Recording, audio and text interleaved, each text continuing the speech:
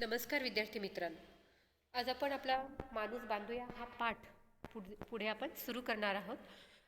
पाठ नंबर आहे 29 आणि लेखक आहेत प्रवीण दवणे. ठीक आहे. कालच्या भागामध्ये आपण पाहिलंय लेखकांना खऱ्या अर्थाने खंत वाटते ती म्हणजे आजच्या काळात हरवलेला संवाद. कारण आज मोबाईल आणि इंटरनेटच्या माध्यमातून एकमेकांशी संपर्क साधत असलेला हा समाज मुख्यतः माणूस माणसापासून मात्र दुरावलेला आपल्याला दिसून येतो. आणि इंटरनेटच्या माध्यमातून किंवा मोबाईलच्या माध्यमातून होणारा संवाद हा फक्त उघड संवाद असतो. तिथे कुठल्याही प्रकारची ओलावा आपुलकीचा किंवा प्रेमाचा ओलावा आपल्याला दिसत नाही. आणि म्हणूनच लेखक याला खरेदी विक्रीचा व्यवहारही म्हणतात. इथपर्यंत आपण चर्चा केलेली होती. नंतरचा परिच्छेद आहे पान नंबर 29वर अगदी शेवटचा परिच्छेद हा.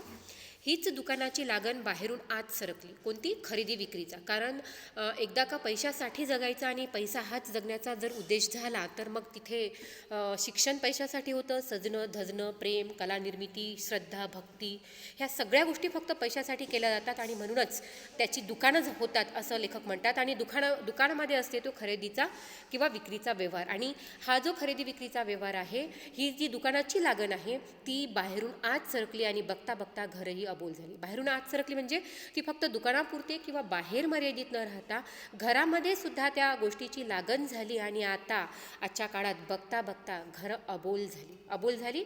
तिथे संवाद खुंटला. म्हणजे संवाद आता फारसा घरामध्ये राहिलेला नाही. संवाद राहिला तर तो कोणता राहिला हे लेखक इथे सांगतायत पहा. वडील आई यांच्या स्पर्शातून जाणवणारं वात्सल्याचं उबदार घर आर्थिक हव्यासाच्या बुलडोजर खाली भुईसपाट झालं आणि तिथं बांधला गेला या नात्याचा एक चकचकीत काच महाल.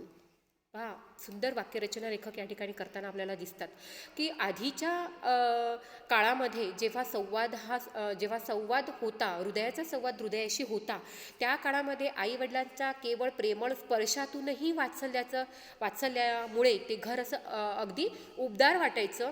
तिथे आर्थिक चणचण असू शकेल, आर्थिक अडचणं असू शकतील, पण आईवडिलांचं असणारं प्रेम, आईवडिलांची मिळणारी माया यामधून त्या घराला उबदारपणा प्राप्त होत होता. परंतु आजच्या काळामध्ये मात्र आई वडील यांच्या स्पर्शातून जाणवणारं जे वात्सल्याचं उबदार घर आहे ते आर्थिक हव्यासाच्या बुलडोजर खाली, म्हणजे आता पैसा मिळवणे ह्या आईवडिलांचाही काय झालं आहे, एक जीवनाचा उद्देश होऊन बसलेला आहे. आणि त्यामुळे मग या आर्थिक हव्यासाच्या बुलडोजर खाली भुईसपाट झालं आणि तिथं बांधला गेला नात्यांचा एक चकचकीत काच महाल. इथे वाक्य काय वापरतात ते, नात्याचा एक चकचकीत काच महाल. आधीचं घर फक्त घर होतं, वात्सल्याचं उबदार घर, पण आता तिथे आर्थिक हव्यास निर्माण झाला आणि ते घर, उबदार घर केव्हाच नाहीसं झालं आणि त्या ठिकाणी उभं राहिलं फक्त नात्याचा एक चकचकीत महाल. दुरून पाहिलं तर दिसणारा सुंदरसा असा हा काच महाल, पण यामध्ये जे संवाद घरातल्या लोकांमध्ये व्हायला हवा तो इथे होत नाही. आणि म्हणूनच लेखक इथे म्हणतायत की नात्याचा एक चकचकीत महाल उभा त्या ठिकाणी राहिला. इथे माणूस दिसत होता. इथे माणूस दिसत होता पण जाणवत नव्हता.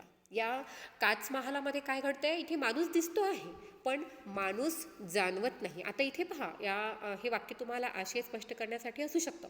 माणूस दिसतं पण जाणवत नव्हता म्हणजे काय, की माणूस दिसायला, एक ढोबळ माळाने जर आपण विचार केला तर माणूस दिसायला आहे, पण त्या माणसाच्या ठिकाणी असणारी माणुसकी किंवा इतर मूल्य, प्रेम, वात्सल्य, सुसंवाद ह्या गोष्टी मात्र त्यांच्या ठिकाणी नव्हत्या. आणि त्यामुळे माणूस असूनही त्याच्या ठिकाणची माणुसकी मात्र आता जाणवत नव्हती.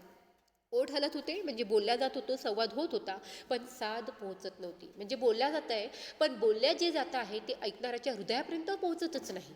ज्या पिढीनं उत्कट नात्याची दुथडी भरलेले काठ अनुभवले ती पिढी काठावरच फेकली गेली.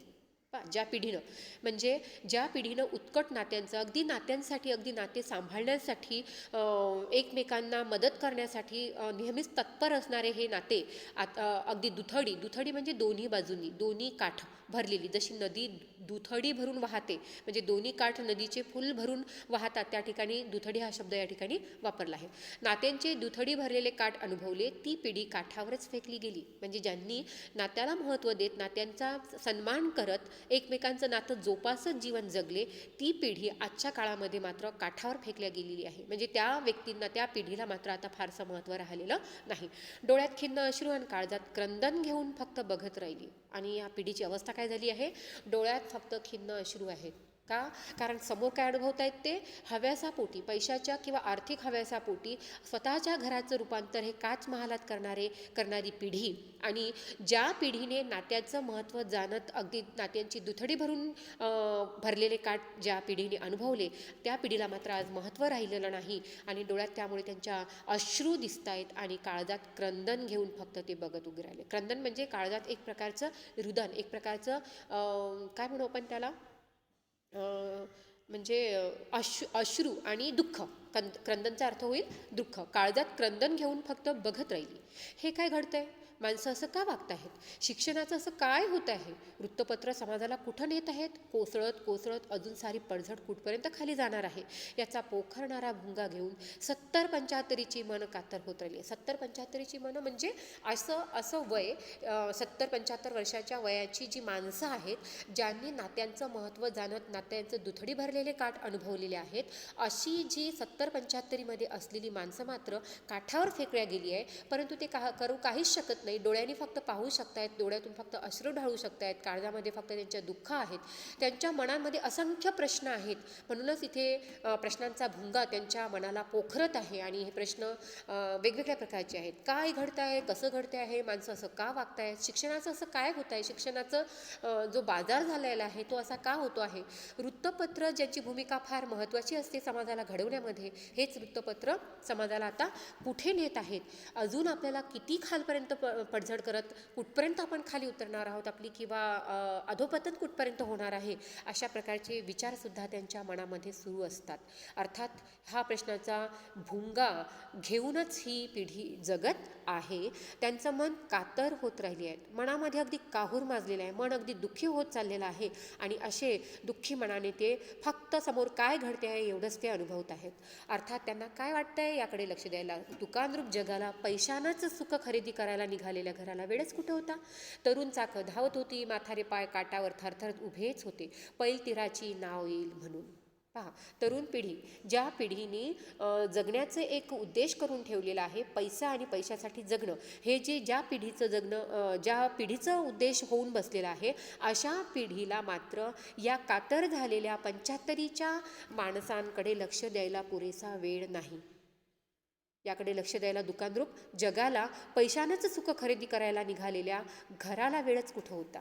अर्थात लेखक ही खंत व्यक्त करतायत, पण जर आपण काळाचा विचार केला तर काळानं रूप पिढी बदलत आहे. हा भाग वेगळा की माणुसकी कुठेतरी बाजूला ठेवत मनुष्य पुढे जाण्याचा प्रयत्न करतो आहे, परंतु काळानुसार बदल घडून आणणे किंवा घडणे हे तर निसर्ग नियम आहे.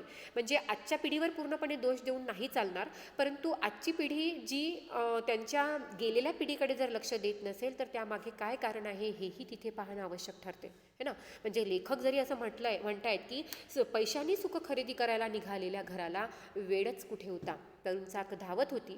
आता चाकच म्हणावं लागेल, कारण शेवटी जीवनाच्या स्पर्धेमध्ये उतरलेला हा तरुण वर्ग आहे. यांच्या गरजा वेगळ्या आणि म्हातारे जे काठावर थरथर उभे आहेत त्यांच्या गरजा वेगळ्या.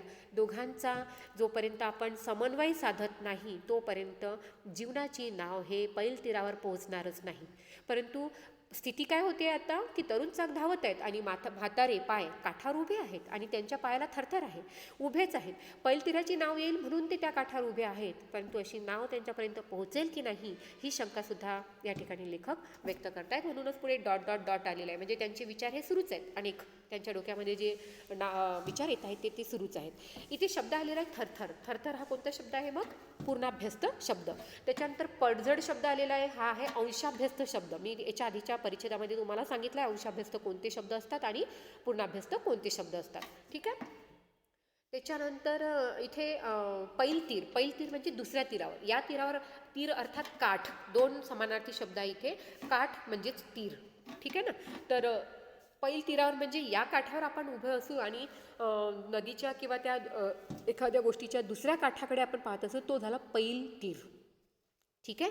तर पैल तीरावरची नाव येईल म्हणजे त्या काठावरून आपल्याला या काठावरती बोलावलं जाईल. या पद्धतीनं विचार करणारे किंवा थरथरत उभे असणारे म्हातारे पाय आजही ते पैल तीराची वाट पाहत आहेत असं लेखकांना इथे वाटतं.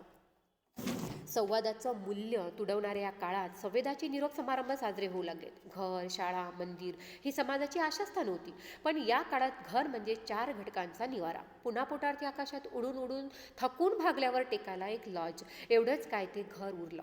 आजच्या काळामध्ये जे घर ज्याला आपण म्हणतो आहे, जे घर आईवडिलांच्या प्रेमळ स्पर्शामधून वात्सल्याचा उपदार स्पर्श ज्या घरामध्ये होता, ते घर तर केव्हाच नेस्तनाबूत झालं, भुईसपाट झालं. भुईसपाट होणे, नेस्तनाबूत होणे, आणि तिथे उभा राहिला काचमहाल. आता ह्या काचमहालामध्ये किंवा या घरामध्ये काय आहे, संवादाचं मूल्य या ठिकाणी तुडवल्या जाते आहे. संवेदनाचे निरोप समारंभ साजरे होऊ लागलेले आहेत. पूर्वीच्या काळामध्ये घर असो, शाळा असो, मंदिर असो, ही समाजाची आशास्थान होती. म्हणजे पिढी इथून घडते. घरामधून मुलांना शिक्षण मिळतं, तसं शाळेतूनही मिळतं, मंदिरातूनही ते मूल्यांची रुजवणूक केली जाते. आणि म्हणूनच समाज या तिन्ही घटकांकडे आशास्थान म्हणून पाहत होती. परंतु आज काय झालं आहे, आज हे घर मात्र 4 घटकाचा निवारा झाला आहे. 4 घटकांचा निवारा म्हणजे पोटार्थी आकाशात, पोटार्थी म्हणजे पोट पाण्याची सोय लावण्यासाठी, अन्न शोधासाठी आकाशात उडून उडून थकल्यानंतर, उडून उडून परत शब्द आलेला इथे, उडून उडून थकून भागल्यावर टेकायला एक लॉज, एवढंच काय ते घराचं स्वरूप आज उरलेलं आहे. आता हे काळाचा महिमा म्हणा किंवा काळाची गरज म्हणा किंवा आपण पैशाला अतिशय महत्त्व देतो आहे या कारणामुळे म्हणा, हा जो संवाद, हे जे मूल्य तुडवल्या गेलेलं आहे, आणि घर, शाळा, मंदिर या गोष्टींना समाजात एक विशिष्ट स्थान होतं, ती आशास्थान होती, ते घर मात्र आज काय झालेलं आहे, फक्त 4 घटकांचा निवारा झालेला आहे. आणि पोटासाठी आकाशात उडून उडून थकून आल्यावर, म्हणजे पोटासाठी मेहनत करत करत जगणाऱ्या लोकांना शेवटी घरी परत आल्यानंतर एक लॉज शब्द वापरला आहे घरासाठी इथे, एवढंच काय ते घर आज उरलेलं आहे. तात्पर्य काय की निवारा म्हणून फक्त आपण घराकडे आता पाहायला लागलो आहे. आता पहा, घर, निवारा, त्याच्यानंतर लॉज, हे एका अर्थाचे शब्द या ठिकाणी आलेले आहेत. एवढंच काय ते घर उरलं. वडील 6 महिने दौऱ्यावर, घरात आली की सारखे फोनवर, आई कामावर, घरी आली की सिरियल बघण्यात मग्न, मुलं पडतायत या क्लासमधून त्या क्लासमध्ये प्रश्नपत्रिकेचे गठ्ठे सोडवत. संवाद कुठला, फी भरायला पैसे हवेत, हॉटेलमध्ये जाऊया, पुष्कळ दिवसात चायनीज खाल्लेलंच नाही, गधड्या इतके पैसे ओतले तरी एकही 89%, न्यूयॉर्कची सीडी आणायची आहे, किंवा या चेहऱ्याची वाक्य. कोणता संवाद उरला आता, ज्या घरामध्ये संवाद होता, ज्या घरामध्ये आपुलकीची, प्रेमाची ऊब होती, ज्या घरामध्ये एकमेकांना समजून घेण्याची किंवा भावना होती, एक वात्सल्याचं एक उबदार घर जे होतं ते नष्ट झालं. उभा राहिला तो काचमहाल, उभा राहिला तो निवारा, उभा राहिला ती लॉज. आणि अशा घरामध्ये काय आढळते तर जे वडील आहेत ते 6 महिन्यांसाठी दौऱ्यावर गेलेले, पण घरी आले की मग तेही त्यांच्या कामावर सातत्याने, म्हणजे दौऱ्यावर असतानाही कामातच आणि घरी आल्यावरती फोनवरती. आईसुद्धा कामावर जाते, घरी आली की सिरियल बघण्यात, टी व्ही पाहण्यामध्ये मग्न असते. आणि आज जी कॉम्पिटिशन लागली आहे मुलांमध्ये, जी काही एक प्रकारची मुलांवर लादलेलं जे ओझं आहे, या क्लासमधून त्या क्लासमध्ये जे प्रश्नपत्रिकेचे गठ्ठे सोडत मुलं पडत आहेत, त्यामुळे अगदी आईचा वडिलांशी, वडिलांचा मुलांशी, मुलांचा आईवडिलांशी कुठल्याही प्रकारचा संवाद घडताना दिसत नाही. आणि हा संवाद घडलाच तो कोणता घडतो, मुलं विचारतात किंवा मुलं आपल्या आईवडिलांना पैसे फी भरायला मागतात तेव्हाचा संवाद, किंवा आपण एखाद्या हॉटेलमध्ये जाऊया अशी पती पत्नींमधला संवाद असू शकतो, किंवा मग पुष्कळ दिवसात चायनीजच खाल्लेलं नाही मुलांचा आणि आईवडिलांमधला संवाद असू शकतो, गधड्या इतके पैसे ओतले तरी 89% हे आईवडिलांचा मुलांसोबत असलेला संवाद असू शकतो, न्यूयॉर्कची सीडी आणायची आहे, हे अशा प्रकारचेच फक्त वाक्य घरामध्ये ऐकायला मिळाले. तात्पर्य काय की ज्या संवादामधून एकमेकांमधलं नातं घट्ट व्हायला पाहिजे, एकमेकांची ओढ ज्या ठिकाणी वाटायला पाहिजे, आईवडिलांचा उबदारपणा ज्या ठिकाणी जाणवायला पाहिजे, तो संवाद मात्र इथे हरवलेला आपल्याला दिसतोय. जो संवाद उरलाय तो फक्त देण्या घेण्याचा, व्यवहाराचा संवाद उरला आहे, बाकी कोणताही संवाद या ठिकाणी घडत नाही. अशा पद्धतीची खंत लेखक या ठिकाणी व्यक्त करताना आपल्याला दिसत आहेत. ओके, बाकी आपण उरलेला जो परिच्छेद आहे तो आपण नंतर बघूया, नंतरच्या तासिकेत.